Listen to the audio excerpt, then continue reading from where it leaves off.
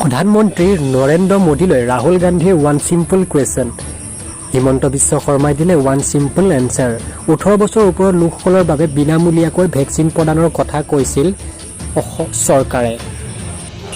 দেশত সম্প্ৰতি কৰোনা ভাইৰাছৰ প্ৰকোপ যদিহে ক্ৰমাৎ আক্ৰান্তৰ সংখ্যা হ্ৰাস পাব ধৰিছে, তথাপিও এতিয়াও কমা নাই বিপদ। আনহাতে কৰোনাৰ পৰা মুক্ত হ'বৰ বাবে চলিছে টীকাকৰণ অভিযান। প্ৰতিদিনে চলিছে টীকাকৰণৰ প্ৰক্ৰিয়া। 18 বছৰৰ ওপৰৰ লোকসকলৰ ভেকচিন প্ৰদানৰ প্ৰক্ৰিয়া অব্যাহত আছে। দেশজুৰি ইতিমধ্যে 18 বছৰৰ ওপৰৰ লোকসকলৰ বাবে বিনামূলীয়া ভেকচিন প্ৰদানৰ কথা ঘোষণা কৰিছে চৰকাৰে।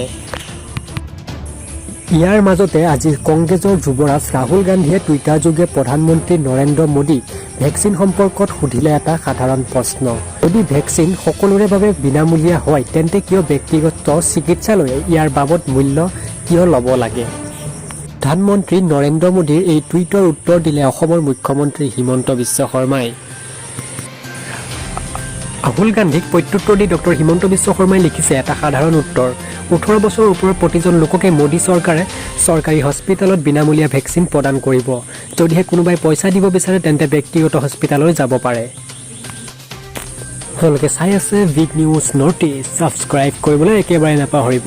ধন্যবাদ।